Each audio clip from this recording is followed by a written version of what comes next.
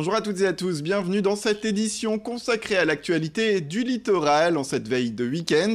Les titres du jour sont la visite de Martine Aubry, c'était à Dunkerque hier. On reparlera également de la révocation du maire d'Hesdin et de l'élection de son remplaçant, c'était également ce jeudi.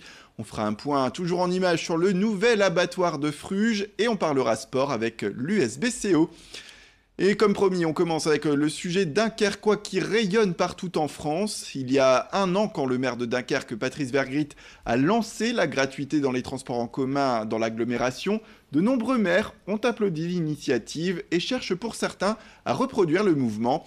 Martine Aubry, la maire de Lille, en visite dans la cité de Jean Bart, a affirmé hier vouloir reprendre le modèle chez elle en commençant dès 2020.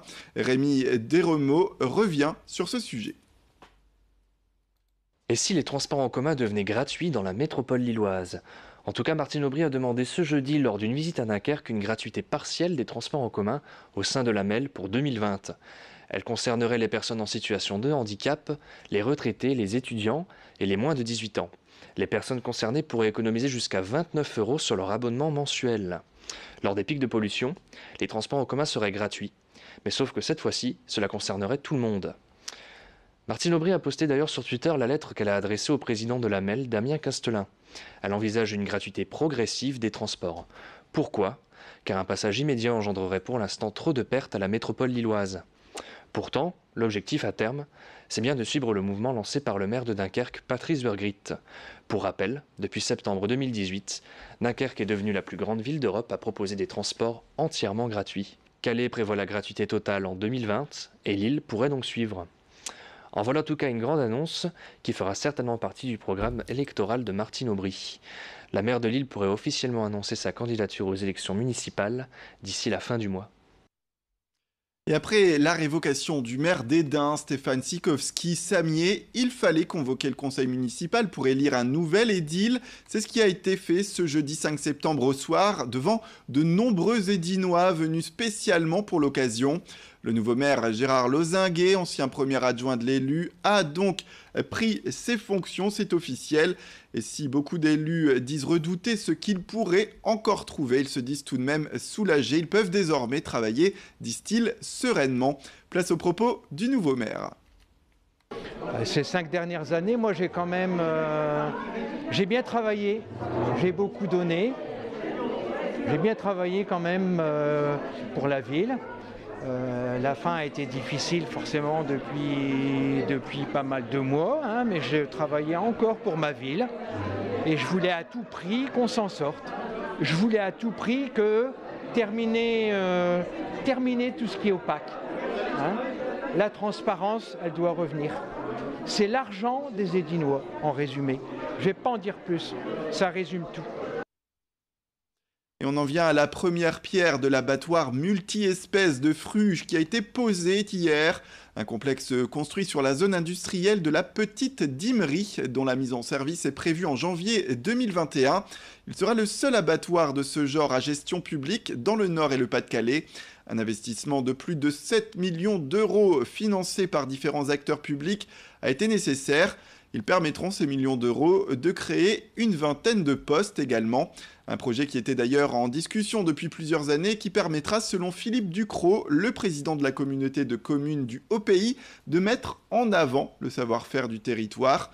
Un abattoir plus moderne verra donc le jour car il pourra accueillir des labels comme le label bio. Il aura la capacité de traiter jusqu'à 8000 tonnes de viande par an. Tout de suite, les propos de Philippe Ducrot qui revient sur l'importance de ce projet dans le territoire.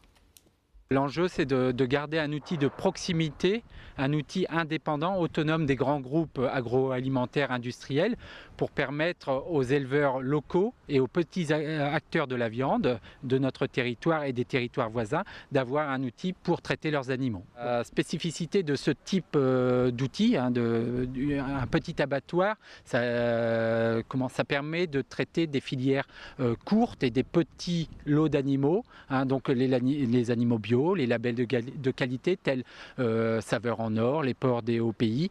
On a cette faculté d'être très réactif et d'être très agile. On termine avec un sujet sport. Ce soir à 20 h au stade de la Libération, pas de trêve internationale pour le championnat de national et pour l'USBCO qui reçoit Bastia Borgo. Avant cette rencontre, les Boulonnais sont 7e avec 7 points à 8 points du leader. Bastia Borgo, promu de National 2, est lui 12e avec 5 points.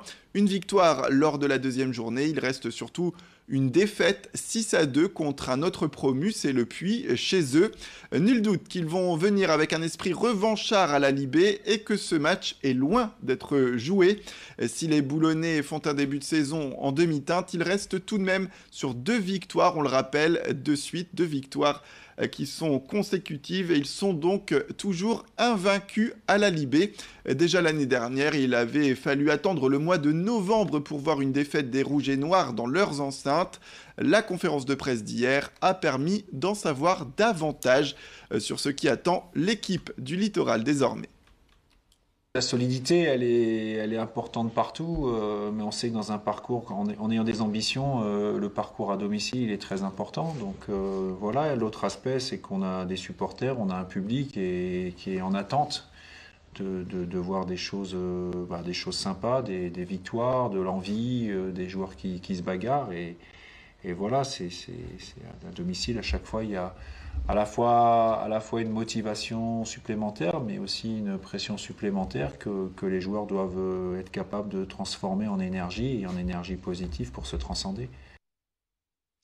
Une dernière information avant de se quitter, c'est la région Hauts-de-France qui a signé hier avec la province chinoise du Zhejiang un accord de coopération jusqu'en 2021. Les deux acteurs échangeront des informations et des expertises. L'objectif est de mettre en œuvre des projets communs dans des domaines économiques, culturels, éducatifs et touristiques. Du côté chinois, les Hauts-de-France représentent selon eux un partenaire idéal de développement de projets. La province chinoise a en effet pour ambition de développer avec la région nordiste certains grands secteurs d'activité qu'elles ont en commun. En 2018 déjà, elle a commencé à tisser des liens et le 17 mai dernier, un accord de partenariat a été signé avec le port de Dunkerque et le port chinois de Ningbo. Pour la région, cette signature a permis de récupérer des parts de marché jusque-là détenues par nos voisins européens et les retombées économiques se feraient déjà ressentir. Voilà pour cette information, cette signature exclusive qui a eu lieu hier. C'est la fin de cette édition. Merci à toutes et à tous de nous avoir suivis. Restez avec nous, l'information continue.